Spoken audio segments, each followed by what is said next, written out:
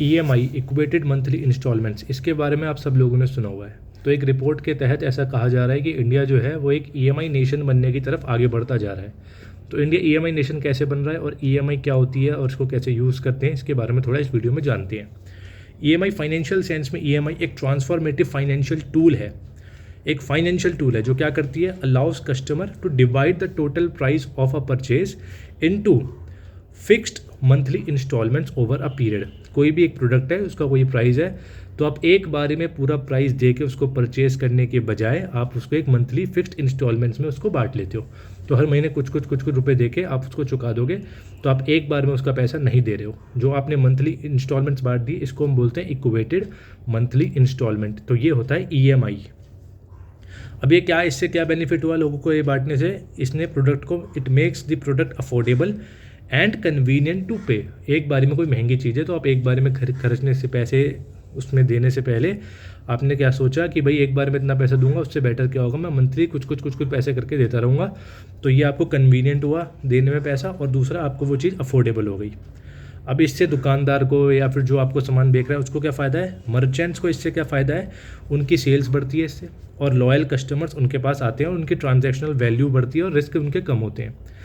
Customer उनके पास आएगा क्योंकि अब चीज़ ज़्यादा खरीदेंगे। अब उन्हें पता है कि ज़्यादा कस्टमर आएंगे। महंगी चीज़ थी, कम लोग आते थे क्योंकि एक बार में पेमेंट करनी थी, लेकिन अब एक बार में पेमेंट तो करनी नहीं, पहले तो आपको कुछ थोड़े से पैसे देने हैं। तो अब इसका मतलब ज़्यादा लोग इस चीज़ को खरीद सकते हैं, तो उससे क्या हुआ, उनकी सेल्स बढ़ गई। अब ईएमआईजेशन, तो एक प्रोसेस है ईएमआईजेशन कि ईएमआई नेशन में, जैसे मैंने आपको बताया इंडिया एक ईएमआई नेशन बनता जा रहा है, तो एक प्रोसेस है ईएमआई की ज़्यादा पेनिट्रेशन इंडिया में हो रही है। तो वो कैसे और क्यों होती है। ईएमआई से फ़ायदा क्या हुआ, अफोर्डेबिलिटी बढ़ गई कंज्यूमर की, जो मैंने आपको बताया। तो अब लार्जर टिकट आइटम्स यानी कि कोई महंगी चीज़ बहुत ही कन्वीनियंस के साथ अब कंज्यूमर्स खरीद सकते हैं।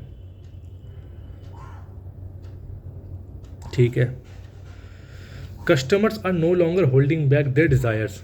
दूसरा बेनिफिट क्या हुआ ईएमआई से, अब जो कस्टमर हैं वो अब उनकी कुछ भी चीज़ खरीदने की इच्छा है तो वो अपने आप को रोक नहीं रहे हैं। पहले क्या होता था कि भाई कोई चीज़ होती थी, कस्टमर को वो चीज़ पसंद थी कि हाँ भाई, जैसे एग्जांपल के तहत मैं आपको बताऊं, जैसे आईफोन लेना है, आपको कुछ लेना है, आपको लगता था यार बहुत महंगा है, अब कैसे लेंगे।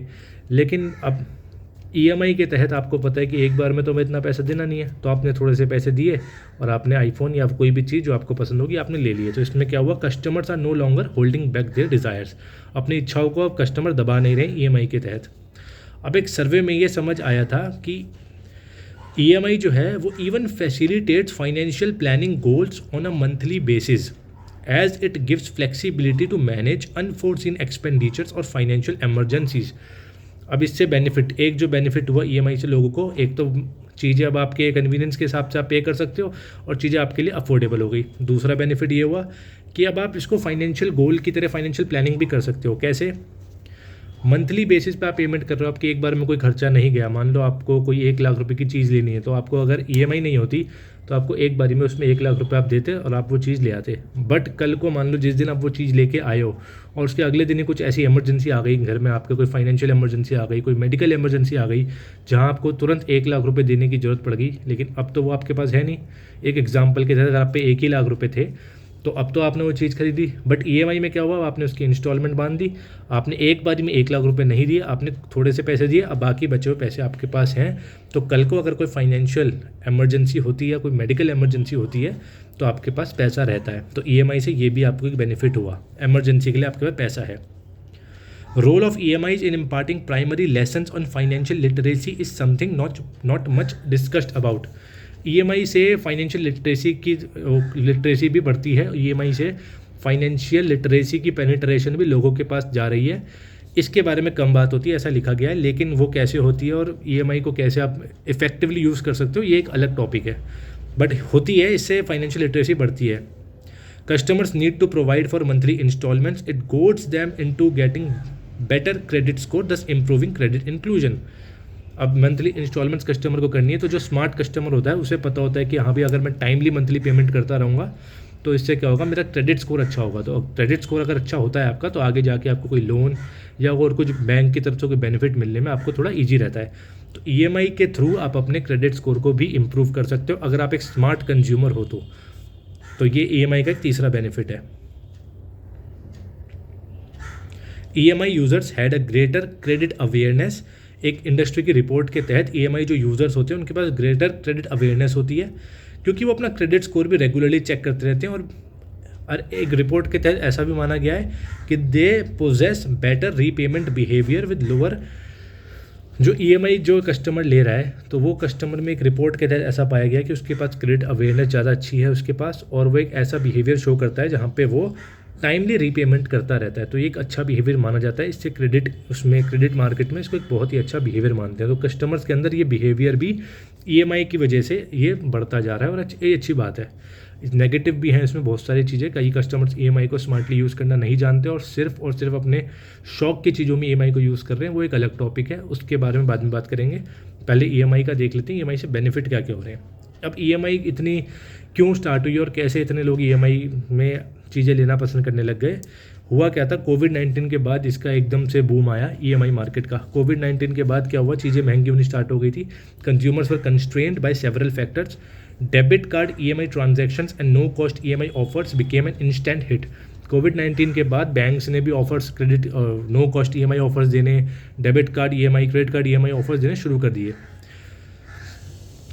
220% ग्रोथ हुई थी इन ऑफर्स की कोविड-19 के बाद। Then came the interest rate increases by RBI, customer, ठीक है, आरबीआई ने इंटरेस्ट रेट भी बढ़ा दिए। अब उसके बाद क्या हुआ, अब कस्टमर ना एक बार में ज़्यादा कुछ महंगी चीज़ खरीदने से पहले दो तीन बार सोचते थे कैसे इसको हम खरीदेंगे, लेकिन ईएमआई आया तो कस्टमर्स को यहाँ थोड़ा बेनिफिट हुआ। Sustain inflation also make the case for easier financing tools. Inflation हुआ, चीज़ें महंगी हो गई, तो भी आप ईएमआई का यूज़ करके अब महंगी चीज़ों को आप इजीली अपने कन्वीनियंस के हिसाब से।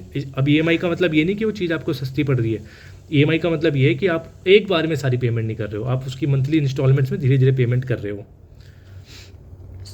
अब एक एस्टिमेट के तहत India will witness a 50% growth in online shopping in the next 3 years to touch 30 crore users by financial year 26, as innovations around EMI offers have given enough confidence to those new to credit.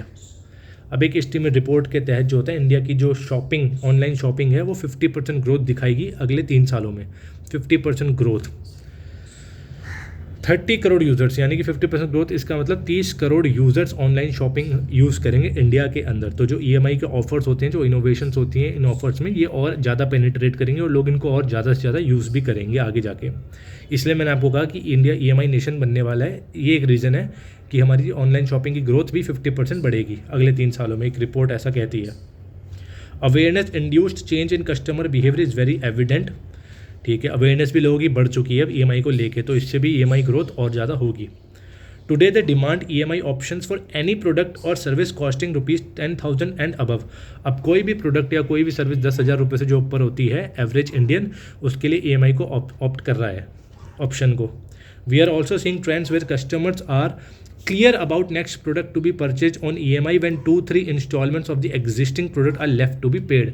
अब customer इतना smart हो चुका है कि उसको पता है कि हाँ, अगर मेरी 2 या 3 इंस्टॉलमेंट बची है पेमेंट करने की, इस जो मैंने कोई चीज़ खरीदी है, तो वो अगली चीज़ जो EMI पे लेनी है उसके बारे में भी अभी से ही प्लान करना शुरू कर देता है।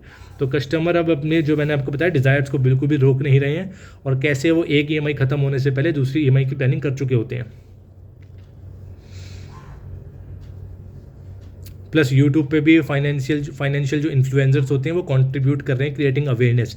ईएमआई के तहत लोगों की अवेयरनेस बढ़ाने में वो लोग कंट्रीब्यूट भी करते हैं, और इससे क्या होता है, consumption, benefits of prudent credit consumption and invest available capital for healthy returns. ठीक है, अब वो क्या, अब ईएमआई का स्मार्ट यूज़ करना जो कुछ इन्फ्लुएंसर्स भी सिखाते हैं, जिसकी वजह से लोग ज़्यादा ईएमआई की तरफ जा रहे हैं। वो स्मार्ट यूज़ क्या है, आपने कोई एक चीज़ खरीदनी थी महंगी, आपने एक बारे में उसका पैसा नहीं दिया, आपने एक इंस्टॉलमेंट दे दी है, बचा हुआ पैसा आपने उसको कहीं ऐसी जगह इन्वेस्ट कर दिया जहाँ से आपको हेल्दी रिटर्न्स आने की उम्मीद है। तो अब आप क्या कर रहे हो, आप मंथली इंस्टॉलमेंट भी कर रहे हो और आप उस पर इंटरेस्ट भी कमा रहे हो उस पैसे पे। तो ये एक स्मार्ट तरीका होता है ईएमआई को यूज़ करने का अपने बेनिफिट के लिए। ऐसा नहीं कि आपके पास पैसा नहीं है और आप ईएमआई लेके चीज़ें ले लेते हो। अब आपके पास पैसा है, आप चाहो तो एक बार में पैसा दे के भी उस चीज़ को ले सकते हो, बट आपने क्या किया, आपने ईएमआई ले ली और आपने जो बाकी बचा हुआ अमाउंट था, जो बड़ा अमाउंट था, उसको आपने कहीं ऐसी जगह कहीं भी इन्वेस्ट कर दिया जहाँ से आपको पता है कि आपको हेल्दी रिटर्न आएगा। इन्वेस्टिंग के ऊपर अलग से वीडियोज़ होंगी, और इन्वेस्टिंग का ये आपका डिसीजन होता है कि आपने कुछ भी सोच के, कैसे भी सोच के उस पैसे को अपने बुद्धि के अनुसार उस जगह लगा दिया जहाँ आपको पता है कि हाँ, यहाँ से मुझे हेल्दी रिटर्न आएगा। सपोज़ आपको 1 लाख की कोई चीज़ खरीदनी थी, आपने एक बारी में 1 लाख रुपए नहीं दिया, आपने थोड़ी सी इंस्टॉलमेंट दे दी, बचा हुआ पैसा आपने इन्वेस्ट कर दिया, उस पर आपको रिटर्न भी आ रहा है, प्लस आप पे इतना पैसा है अब कि आप चाहो तो उस पर EMI भी ईजिली उसको आगे पे कर करके चीज़ भी खरीद सकते हो। तो ये एक स्मार्ट तरीका होता है EMI को यूज़ करने का। बैंक्स और जो ये EMI प्रोवाइडर्स और इस ठीक है, firms and wanted to offer products and service EMI। अब ज़्यादा से ज़्यादा जो प्रोडक्ट हैं, जो इनकी कंपनियां हैं, जो भी ब्रांड्स हैं, ये बैंकों के साथ भी कोलैब करके क्या कर रही हैं कि अच्छे अच्छी EMI ऑफर्स आपके लिए, इनोवेटिव ऑफर्स लेके आती है कस्टमर्स को, ताकि कस्टमर्स ज़्यादा से ज़्यादा EMI पे इसको प्रोडक्ट को खरीदें। इससे क्या हुआ, brand saw pickup in sales on a new base of customers flocking to them. अब जैसे जैसे नई नई जनरेशन आती जा रही है ऊपर, EMI की अवेयरनेस लोगों को हो रही है, क्रेडिट अवेयरनेस लोगों को हो रही है, उन्हें पता है हम EMI यूज़ कैसे करें। इससे क्या हो रहा है, ब्रांड्स के पास भी सेल बढ़ रही है और कस्टमर भी अपनी कन्वीनियंस के हिसाब से EMI को यूज़ कर पा रहा है। In a consumption-driven economy like India, EMIs will continue to play a major role in growth. Research shows consumer lending is on major upswing and EMIs account for a significant part of it. Consumer lending जो है, consumer की वो loan लेने की consumer की क्षमता वो भी बढ़ चुकी है और कंज्यूमर जो है ज़्यादा से ज़्यादा कोई भी प्रोडक्ट अब EMI पे लेना प्रेफर कर रहा है। तो ये था, इस तरह से हमारा देश जो है वो EMI नेशन की तरफ बढ़ता जा रहा है, EMI नेशन बनने की तरफ बढ़ता जा रहा है। और जो मैंने आपको अभी सारा EMI के बारे में बताया, मैंने ये सोच के बताया है कि अभी कंज्यूमर जो है वो दिमाग से और स्मार्टली EMI का यूज़ कर रहा है। लेकिन अब इसमें होता क्या है कि कुछ कुछ कंज्यूमर्स को EMI का यूज़ करना नहीं आता और वो सिर्फ अपने शौक के लिए लोन्स को यूज़ कर रहे हैं, जिसकी वजह से वो एक डेट ट्रैप में गिरते चले जा रहे हैं। इसके ऊपर एक सेपरेट वीडियो बनेगी कि अगर आपने स्मार्टली EMI को यूज़ नहीं किया तो आप कैसे डेट ट्रैप में फंसते चले जाओगे। ये एक स्मार्ट तरीका था EMI को अपने कन्वीनियंस के लिए आप यूज़ करने का, जिसमें आपने क्या किया, आपने इन्वेस्टमेंट करी, आपने बिल्कुल अवेयरनेस दिखाई, आपने अपना क्रेडिट स्कोर इम्प्रूव किया, आपने चीज़ भी खरीदी और आपने उसके लिए अवेयरनेस भी दिखाई कि आपको पता था उसको मैं स्मार्टली कैसे यूज़ कर सकता हूँ। तो ये था सारा EMI का जो मैंने आपको बताया कि क्या इंडिया EMI नेशन बनने वाला है। और अब आप इस वीडियो के बाद थोड़ा बहुत EMI के बारे में समझ गए होंगे और कुछ जो मैंने अभी आपको बताया कि कंज्यूमर किस तरह से गलत तरीके से EMI को यूज़ कर रहा है, उसके ऊपर मैं फिर कभी दोबारा वीडियो बनाऊंगा। तो अभी के लिए EMI के बारे में जो था वो यही था। Thank you.